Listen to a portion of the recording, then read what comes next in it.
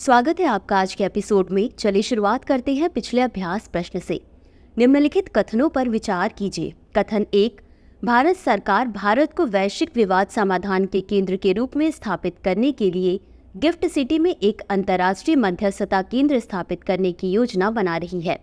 कथन 2, भारतीय कंपनियां अंतर्राष्ट्रीय मध्यस्थता केंद्रों के बजाय घरेलू वैकल्पिक विवाद समाधान केंद्रों के माध्यम से विवादों को सुलझाना पसंद करती हैं।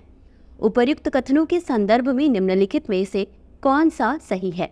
ए, कथन 1 और कथन 2 दोनों सही है और कथन 2 कथन 1 का सही स्पष्टीकरण है। बी, कथन 1 और कथन 2 दोनों सही है और कथन 2 कथन 1 का सही स्पष्टीकरण नहीं है। सी, कथन 1 सही है लेकिन कथन 2 गलत है। डी, कथन 1 गलत है लेकिन कथन 2 सही है। इस प्रश्न का सही उत्तर है विकल्प सी। चलिए देखते हैं इसके विश्लेषण को। अंतर्राष्ट्रीय मध्यस्थता केंद्र। भारत सरकार ने वैश्विक विवाद समाधान में भारत की भूमिका को मजबूत करने के लिए गिफ्ट सिटी में एक अंतर्राष्ट्रीय मध्यस्थता केंद्र स्थापित करने का प्रस्ताव दिया है, अतः कथन 1 सही है। सरकारी निकायों सहित भारतीय संस्थाएं अक्सर विवादों को सुलझाने के लिए सिंगापुर अंतर्राष्ट्रीय मध्यस्थता केंद्र जैसे अंतर्राष्ट्रीय मध्यस्थता केंद्रों का रुख करती हैं, अतः कथन 2 सही नहीं है। अतः विकल्प सी सही है क्योंकि कथन 1 सही है और कथन 2 सही नहीं है। तो चलिए शुरुआत करते हैं आज के एपिसोड की पहले प्रश्न से।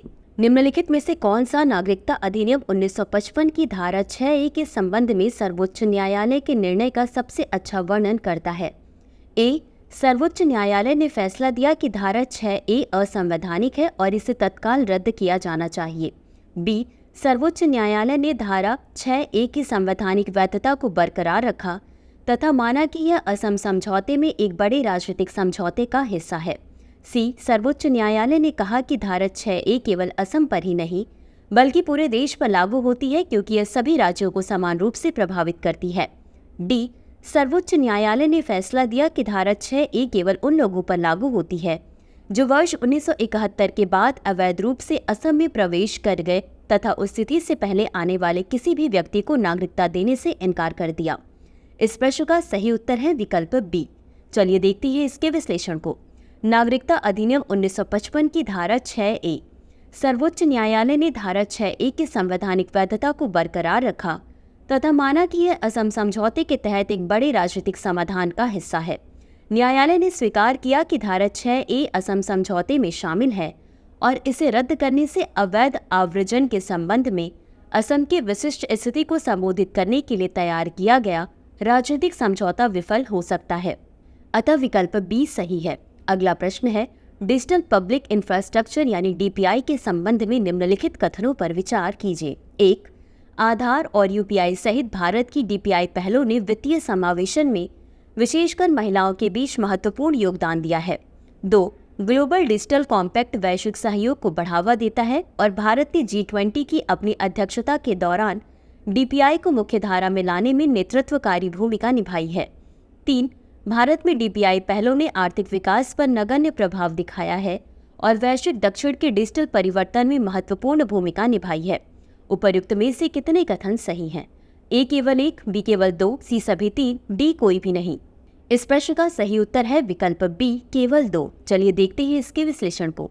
डिजिटल पब्लिक इंफ्रास्ट्रक्चर यानी DPI। भारत की DPI पहलों जैसे कि आधार और UPI ने वित्तीय समावेशन में सुधार किया है, महिलाओं के लिए बैंक खाते बढ़े हैं और डिजिटल लेन देन का मूल्य भारत के नाम मात्र सकल घरेलू उत्पाद का लगभग 50% तक पहुंच गया है, अतः कथन 1 सही है। ग्लोबल डिजिटल कॉम्पैक्ट वैश्विक सहयोग को बढ़ावा देता है और भारत ने अपने G20 प्रेसिडेंसी के दौरान DPI को मुख्यधारा में लाने में नेतृत्वकारी की भूमिका निभाई है, अतः कथन 2 सही है। भारत की DPI पहलों का विशेष रूप से आर्थिक विकास को बढ़ाने और वैश्विक दक्षिण में डिजिटल परिवर्तन का समर्थन करने में महत्वपूर्ण प्रभाव पड़ा है, अतः कथन 3 सही नहीं है, अतः विकल्प बी सही है। अगला प्रश्न है, दिव्यांग व्यक्तियों के अधिकार अधिनियम 2016 के संबंध में निम्नलिखित कथनों पर विचार कीजिए। 1, RPWDS अधिनियम 2016 में मान्यता प्राप्त दिव्यांगों की संख्या 7 से बढ़ाकर 21 कर दी गई है, जिसमें केंद्र सरकार के लिए और अधिक दिव्यांगों को शामिल करने का प्रावधान है। 2, यह अधिनियम दिव्यांग व्यक्तियों के लिए सरकारी नौकरियों और उच्च शिक्षा में कम से कम 3% आरक्षण प्रदान करता है। 3, अधिनियम में यह अनिवार्य किया गया है कि वर्ष 2016 के दिशा निर्देशों के 5 वर्षों के भीतर सभी मौजूदा सार्वजनिक भवनों का नवीनीकरण किया जाना चाहिए ताकि दिव्यांग व्यक्तियों के लिए पहुंच सुनिश्चित की जा सके। उपर्युक्त में से कितने कथन सही हैं? ए केवल 1, बी केवल 2, सी सभी 3, डी कोई भी नहीं। इस प्रश्न का सही उत्तर है विकल्प बी केवल 2। चलिए देखते हैं इसके विश्लेषण को। दिव्यांग जन अधिकार अधिनियम 2016 RPWDS अधिनियम 2016 ने मान्यता प्राप्त दिव्यांगों की संख्या को 7 से बढ़ाकर 21 कर दिया, जिससे केंद्र सरकार को उभरती आवश्यकताओं के आधार पर सूची में और शामिल करने की अनुमति मिल गई। अतः कथन 1 सही है। अधिनियम में सरकारी नौकरियों में न्यूनतम 4% आरक्षण और बेंचमार्क दिव्यांग व्यक्तियों के लिए उच्च शिक्षा में कम से कम 5% आरक्षण का प्रावधान है। अतः कथन 2 सही नहीं है। अधिनियम में यह अनिवार्य किया गया है कि मौजूदा सार्वजनिक भवनों को दिशा निर्देश के अनुसार पहुंच मानकों को पूरा करने के लिए 5 वर्षों के भीतर पुनर्निर्मित किया जाना चाहिए। अतः कथन 3 सही है। अतः विकल्प बी सही है। अगला प्रश्न है, नगरपालिका बॉन्ड के संबंध में निम्नलिखित कथनों पर विचार कीजिए। 1. नगरपालिका बॉन्ड के साथ राजकोट की सफलता किसी भी भारतीय शहर द्वारा इस तरह के बॉन्ड जारी करने का पहला उदाहरण था। 2. वर्ष 2021 में 226 शहरों में से आधे से भी कम शहरों में निवेश ग्रेड रेटिंग थी, जो बॉन्ड निवेशकों को आकर्षित करने का एक महत्वपूर्ण कारक है। 3. कायाकल्प और शहरी परिवर्तन के लिए अटल मिशन अमृत की शहरों को बॉन्ड वित्त पोषण तक पहुंच के लिए प्रोत्साहित करने में कोई भूमिका नहीं है। उपर्युक्त में से कितने कथन सही है या सही है? ए केवल 1, बी केवल 2, सी सभी 3, डी कोई भी नहीं। इस प्रश्न का सही उत्तर है विकल्प ए केवल 1। चलिए देखते हैं इसके विश्लेषण को। नगर पालिका बॉन्ड। राजकोट नगर पालिका बॉन्ड जारी करने वाला पहला शहर नहीं है। इससे पहले कई अन्य शहर भी ऐसा कर चुके हैं, जबकि 17 भारतीय शहरों ने बॉन्ड जारी किए हैं। अतः कथन 1 सही नहीं है। जनाग्रह रिपोर्ट के अनुसार वर्ष 2021 में 226 शहरों में से आधे से भी कम शहरों में निवेश ग्रेड रेटिंग थी, जो बॉन्ड निवेशकों को आकर्षित करने का एक महत्वपूर्ण कारक है। अतः कथन 2 सही है। अमृत मिशन शहरों को नगर पालिका बॉन्ड सहित वैकल्पिक वित्त पोषण तक पहुंचने के लिए प्रोत्साहन प्रदान करता है। अतः कथन 3 सही नहीं है। अतः विकल्प ए सही है। अगला प्रश्न है, निम्नलिखित में से कौन पीएम ई ड्राइव योजना का हिस्सा नहीं है? ए ई एम्बुलेंस और ई ट्रक जैसे नए वाहन खंडों का विद्युतीकरण। बी हाइड्रोजन ईंधन सेल वाहनों के लिए बुनियादी ढांचे का विकास करना। सी पूरे भारत में सार्वजनिक ईवी चार्जिंग स्टेशनों की संख्या बढ़ाई जाएगी। या डी इलेक्ट्रिक बसों और दोपहिया वाहनों के लिए धन आवंटन। इस प्रश्न का सही उत्तर है विकल्प बी हाइड्रोजन ईंधन सेल वाहनों के लिए बुनियादी ढांचे का विकास करना। चलिए देखते हैं इसके विश्लेषण को। पीएम ई ड्राइव योजना। पीएम ई ड्राइव योजना विभिन्न वाहन खंडों जैसे ई एम्बुलेंस और ई ट्रकों के विद्युतीकरण का विस्तार करने, चार्जिंग बुनियादी ढांचे को विकसित करने तथा इलेक्ट्रिक बसों एवं दोपहिया वाहनों जैसे सार्वजनिक परिवहन का समर्थन करने पर केंद्रित है।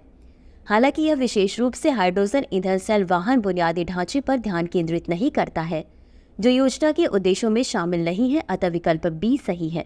अगला प्रश्न है, मूल संवैधानिक मूल्यों के संबंध में निम्नलिखित कथनों पर विचार कीजिए। 1. संविधान न्यायालयों के माध्यम से नागरिकों के मौलिक अधिकारों और स्वतंत्रता की रक्षा करता है। 2. सत्ता का सुचारू हस्तांतरण भारत की लोकतांत्रिक प्रक्रिया की महत्वपूर्ण विशेषता नहीं रही है। 3. संघवाद भारतीय संवैधानिक शासन की एक प्रमुख विशेषता है, जो भाषाई विविधता को मान्यता देता है और राज्यों की स्वायत्तता को बढ़ावा देता है। उपर्युक्त में से कितने कथन सही है? ए केवल 1, बी केवल 2, सी सभी 3, डी कोई भी नहीं। इस प्रश्न का सही उत्तर है विकल्प बी केवल 2। चलिए देखते हैं इसके विश्लेषण को।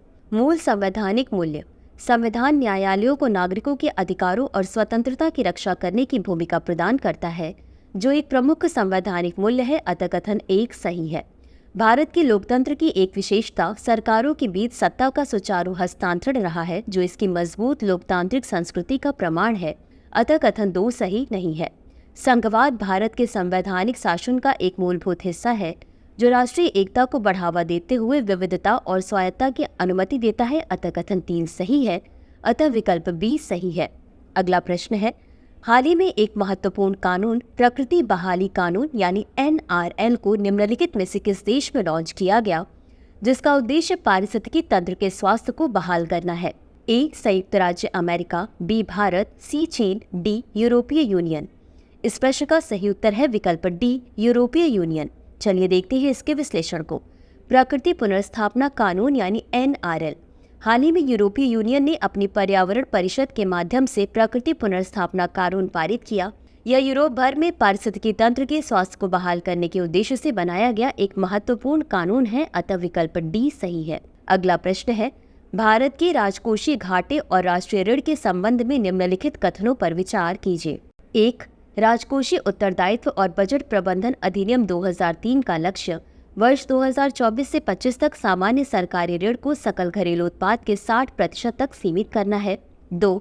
कम राजकोषीय घाटा निवेशकों का विश्वास बढ़ाता है और इसके परिणाम स्वरूप भारतीय सरकारी बॉन्डों की क्रेडिट रेटिंग बेहतर हो सकती है, जिससे सरकार की उधार लेने की लागत कम हो सकती है। 3. वर्ष 2020 में कोविड-19 महामारी के दौरान भारत में ऋण GDP अनुपात में उल्लेखनीय गिरावट आई, जिसका कारण संकट के दौरान सार्वजनिक व्यय पर सरकार का मजबूत नियंत्रण था। उपर्युक्त में से कितने कथन सही है? A केवल 1, B केवल 2, C सभी 3, D कोई नहीं। इस प्रश्न का सही उत्तर है विकल्प B केवल 2। चलिए देखते हैं इसके विश्लेषण को। भारत का राजकोषीय घाटा और राष्ट्रीय ऋण FRBM अधिनियम 2003 का लक्ष्य वर्ष 2024 से 25 तक सामान्य सरकारी ऋण को सकल घरेलू उत्पाद के 60% तक सीमित करना है, लेकिन सरकार को इस लक्ष्य को पूरा करने में चुनौतियों का सामना करना पड़ा है, खासकर महामारी के कारण राजकोषीय दबाव बढ़ने के कारण, अतः कथन 1 सही है। कम राजकोषीय घाटा बेहतर राजकोषीय अनुशासन को दर्शाता है, जिससे क्रेडिट रेटिंग में सुधार होता है और उधार लेने की लागत कम होती है, क्योंकि सरकार उधार पर कम और अपने राजस्व स्रोतों पर अधिक निर्भर करती है, अतः कथन 2 सही है। कोविड-19 महामारी के दौरान भारत का ऋण से GDP अनुपात वास्तव में काफी बढ़ गया। जो संकट के दौरान घाटे और आर्थिक व्यवधानों को पूरा करने के लिए सरकारी उधारी में वृद्धि के कारण वर्ष 2020 से 21 में 88.5% के शिखर पर पहुंच गया, अतः कथन 3 सही नहीं है, अतः विकल्प B सही है। अगला प्रश्न है, हिम तेंदुओं के संबंध में निम्नलिखित कथनों पर विचार कीजिए।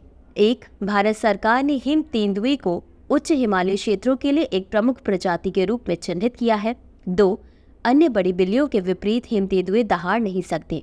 उपर्युक्त कथनों में से कौन सा या कौन से सही है या सही है? A केवल 1, B केवल 2, C 1 और 2 दोनों, D न तो 1 और न ही 2। इस प्रश्न का सही उत्तर है विकल्प C 1 और 2 दोनों। चलिए देखते हैं इसके विश्लेषण को। हिम तेंदुआ। भारत सरकार ने उच्च ऊंचाई वाले हिमालय के लिए हिम तेंदुओं को एक प्रमुख प्रजाति के रूप में पहचाना है, अतः कथन 1 सही है। प्रमुख प्रजातियां वे सुप्रसिद्ध प्रजातियां हैं जिन्हें जैव विविधता संरक्षण की आवश्यकता को दर्शाने के लिए चुना जाता है। अन्य बड़ी बिल्लियों के विपरीत हिम तेंदुए अपने गले की संरचना के कारण दहाड़ नहीं सकते हैं, अतः कथन 2 सही है, अतः विकल्प C सही है। अगला प्रश्न है, निम्नलिखित कथनों पर विचार कीजिए। कथन 1, भारतीय प्रतिभूति एवं विनिमय बोर्ड यानी सेबी और भारतीय रिजर्व बैंक यानी RBI जैसे नियामक निकाय लेखा परीक्षा, जोखिम प्रबंधन और निवेश समितियों जैसे प्रमुख समितियों के गठन का आदेश देते हैं, जो कॉर्पोरेट प्रशासन के लिए आवश्यक है। कथन 2, हितधारक संबंध समितियां मुख्य रूप से परिचालन चुनौतियों का समाधान करती हैं। निवेशकों के साथ बातचीत करने या उभरती हुई व्यावसायिक जटिलताओं का समाधान करने में उनकी कोई अपेक्षित भूमिका नहीं होती। उपर्युक्त कथनों के संबंध में निम्नलिखित में से कौन सा सही है? A, कथन 1 और कथन 2 दोनों सही है और कथन 2 कथन 1 का सही स्पष्टीकरण है। B, कथन 1 और कथन 2 दोनों सही है और कथन 2 कथन 1 का सही स्पष्टीकरण नहीं है। C, कथन 1 सही है लेकिन कथन 2 गलत है। D, कथन 1 गलत है लेकिन कथन 2 सही है। इस प्रश्न का सही उत्तर है विकल्प C। चलिए देखते हैं इसके विश्लेषण को। भारतीय प्रतिभूति और विनिमय बोर्ड यानी सेबी और भारतीय रिजर्व बैंक यानी RBI जैसे विनियामक निकाय ऑडिट, जोखिम प्रबंधन और निवेश समितियों जैसी प्रमुख समितियों के गठन को अनिवार्य बनाते हैं, जो कॉर्पोरेट प्रशासन के लिए आवश्यक है, अतः कथन 1 सही है। हितधारक संबंध समितियां की भूमिका परिचालन मुद्दों से आगे बढ़कर निवेशकों के साथ बातचीत करने और व्यापक हितधारक चिंताओं को संबोधित करने तक विकसित हुई है, अतः कथन 2 सही नहीं है, अतः विकल्प C सही है, क्योंकि कथन 1 सही है और कथन 2 सही नहीं है। तो चलिए अंत में देखते हैं आज के अभ्यास प्रश्न को। निम्नलिखित कथनों पर विचार करें। 1, सी एलिगेंस एक प्रकार की कृमि है जिसका उपयोग जैविक अनुसंधान में किया जाता है। 2, इसे मस्तिष्क अनुसंधान में महत्वपूर्ण माना जाता है क्योंकि इसका तंत्र का तंत्र जटिल है। 3, यह कृमि केवल उष्णकटिबंधीय क्षेत्रों में पाया जाता है। उपर्युक्त कथनों में से कौन सा या कौन से सही है या सही है? ए केवल 1 और 2, बी केवल 2 और 3, सी केवल 1 और 3, डी सभी 1, 2 और 3।